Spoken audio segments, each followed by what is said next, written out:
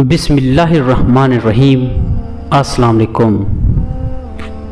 ہمارے آقا کریم صلی اللہ علیہ وآلہ وسلم کا ارشاد ہے، تم میں سے کسی کے سر میں لوہے کی کیل ٹھونک دیا جانا اس سے بہتر ہے کہ وہ کسی ایسی عورت کو چھوئے جو اس کے لیے حلال نہیں ہے۔ یعنی اس حدیث میں کس کی طرف اشارہ ہے؟ اگر وہ کسی ایسی عورت کو چھوئے گناہ کی رغبت سے جو اس کے لیے حلال نہیں، تو اس سے بہتر ہے کہ اس کے سر میں لوہے کی کیل ٹھونک دی جائے۔ اس ویڈیو میں ان گناہوں کے بارے میں بتایا جائے گا کہ جن گناہوں کے ارتکاب کرنے سے نکاح کا بندھن از خود ٹوٹ جاتا ہے اور آپ کی بیوی آپ کے لیے حرام ہو جاتی ہے۔ اس لیے ان گناہوں کے بارے میں ہر کسی کو علم ہونا بھی چاہیے اور ان گناہوں سے اپنے آپ کو دور بھی رکھنا چاہیے۔ کلمہ پڑھنے کے ساتھ ہی ہر مسلمان اسلامی احکام کا اور اسلامی شریعت کا پابند ہو جاتا ہے اور اس کے لیے لازم ہو جاتا ہے کہ وہ اپنی زندگی کو اسلامی شریعت کے تابع کرے۔ شریعت میں جن احکام کو کرنے کا حکم ہے ان کی پابندی کرے اور شریعت میں جن کاموں کی ممانعت ہے، منع کیا گیا ہے، ان کاموں سے اپنے آپ کو دور رکھے، کیونکہ اللہ تعالیٰ نے اپنے بندوں کے لیے حدود قائم کر رکھی ہیں اور ان کی پابندی کا حکم دیا ہوا ہے۔ قرآنی تعلیمات مسلمانوں کو یہ بتاتی ہیں کہ اس نے کیسے زندگی بسر کرنی ہے، کس رشتے کے ساتھ کیا سلوک کرنا ہے اور کیا سلوک نہیں کرنا۔ قرآن پاک نے ہر رشتے کے اپنے اپنے حقوق مختص کر دیے ہیں اور ان کی حدود بھی بتا دی ہے۔ اگر ان رشتوں میں ذرا برابر بھی بے احتیاطی کی جائے تو بیوی ہمیشہ کے لیے حرام ہو جاتی ہے، یعنی ایسا ہونے سے میاں بیوی کا نکاح ٹوٹ جاتا ہے۔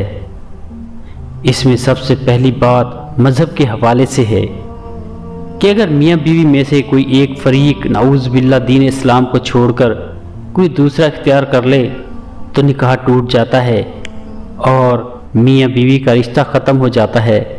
اگر اس کے بعد وہ ایک دوسرے کے ساتھ رہیں گے تو یہ حرام ہوگا۔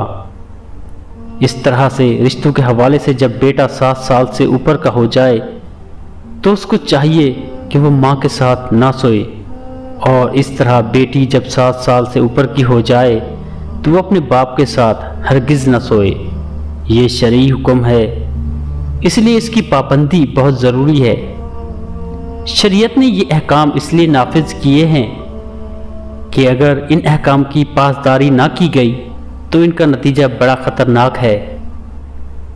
اس طرح سے جب بیٹی 9 سال کی ہو جائے تو باپ کو چاہیے کہ اسے پیار کرنے میں احتیاط کرے۔ باپ کو چاہیے کہ اگر وہ پیار کرنا بھی چاہے تو صرف بیٹی کے سر پر ہاتھ پھیرے، بوسہ لینا ہو تو بھی سر پر بوسہ لے۔ اس طرح سے باپ کو چاہیے کہ اپنے جسم کو بیٹی کے جسم سے دور رکھے، کیونکہ اگر خدا نخواستہ یہ احتیاط نہ برتی گئی اور کہیں باپ نے بیٹی کو ایسے پیار کر لیا کہ باپ کی شہوت یا بیٹی کی شہوت ابھر گئی، تو ایسی صورت میں اس شخص کے لیے اپنی بیوی یعنی اس بیٹی کی ماں ہمیشہ کے لیے حرام ہو جائے گی، اس کا نکاح ٹوٹ جائے گا، اور یہی حکم ماں اور بیٹے کا بھی ہے۔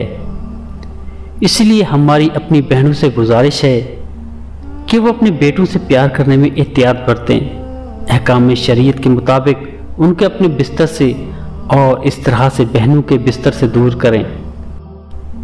آج کل دین سے دوری اور اسلامی تعلیمات کو نہ سیکھنے کی وجہ سے پہلے لاڈ پیار میں بچوں کو بگاڑا جاتا ہے، ان کو ان کی حدود نہیں بتائی جاتی اور پھر بعد میں رونا رویا جاتا ہے جب بے سود ہوتا ہے۔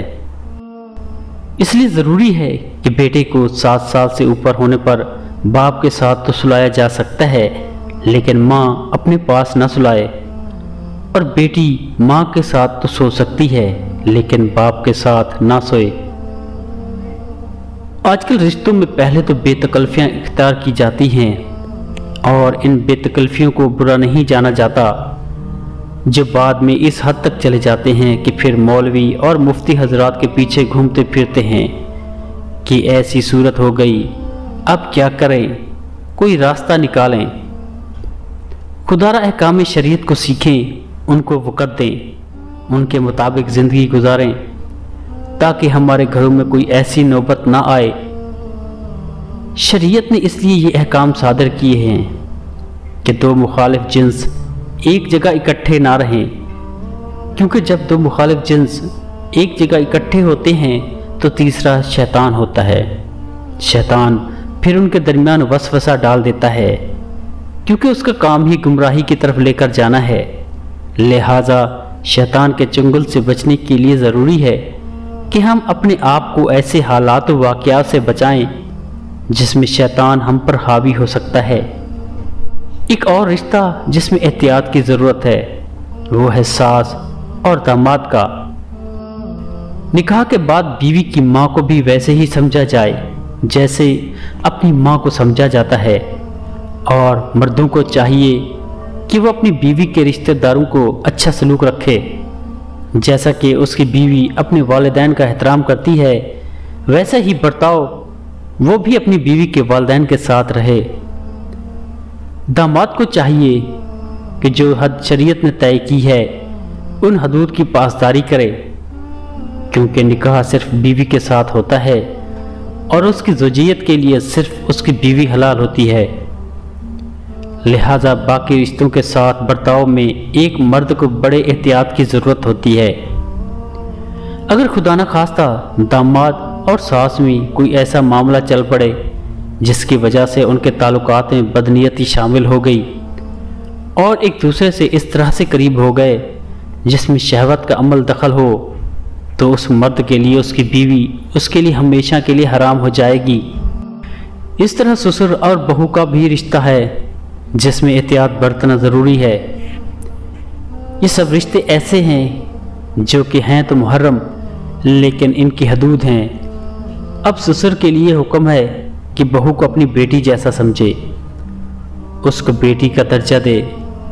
اب جس کو دین کی سمجھ ہو گئی اور شریعت کی سمجھ ہوگی تو وہ ان رشتوں میں جو فاصلہ طے ہیں ان کی پاسداری کرے گا، لیکن جو شرعی حدود سے ناواقف ہوگا وہ ان کی پاسداری نہیں کر پائے گا۔ اس لیے بعض گھروں میں سسر بہو باامر مجبوری اکثر اوقات اکیلے ہوتے ہیں۔ ان میں اگر خدا نخواستہ کوئی ایسی صورت پیدا ہو جائے جو کہ ان کو شہوت کی نیت سے قریب کر دے، چاہے کوئی ایک دوسرے کے قریب شہوت کی نیت سے جائے، تو اس صورت میں بھی بیوی اپنے شوہر کے لیے حرام ہو جائے گی۔ اللہ پاک سے دعا ہے کہ اللہ رب العزت سب کی حفاظت فرمائے اور ہم سب کو دین کی سمجھ عطا فرمائے۔ اگر کوئی ایسی صورت پیش آ جائے تو چاہیے کہ مفتی حضرات سے اس بارے میں پوچھ لیا جائے، کیونکہ وہی بہتر طریقے سے بتا سکیں گے معاملے کی سنگینی کیا ہے اور نکاح ساقط ہو چکا یا نہیں۔ یہ باتیں آپ کو اسلام کی تعلیمات کے پیش نظر بتائی گئی ہیں۔